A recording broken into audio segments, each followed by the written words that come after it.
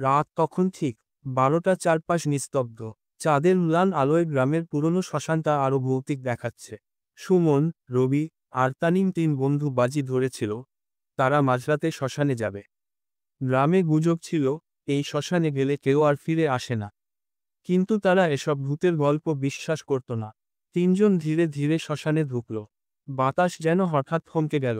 দূরে একটা পুরনো বটগাছের নিচে শুকনো পাতার ওপর কারো পায়ের ছাপ দেখা গেল, কিন্তু আশেপাশে কেউ নেই। শুনলি? কেউ যেন ফিসফিস করছে। রবি ফিসফিস করে বলল। সুমন হাসল।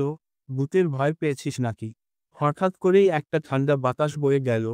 চারপাশে অদ্ভুত এক গন্ধ ছড়িয়ে পড়ল, পচা মাংসের গন্ধ।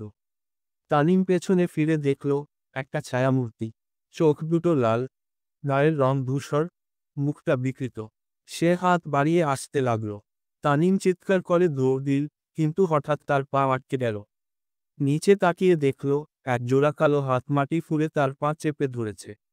রবি আর সুমন পেছনে তাকিয়ে দেখল না, শুধু দৌড়াতে লাগলো। তারা গ্রামের কাছে পৌঁছে দেখল তানিম নেই।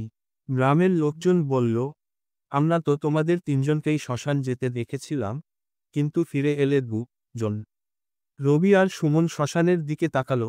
সেখানে বটগাছের নিচে দাঁড়িয়ে আছে তানিম, কিন্তু তার মুখটা ছিল ফাঁকা, ফাঁকা চোখ দিয়ে কেবল শূন্যতার দিকে তাকিয়ে।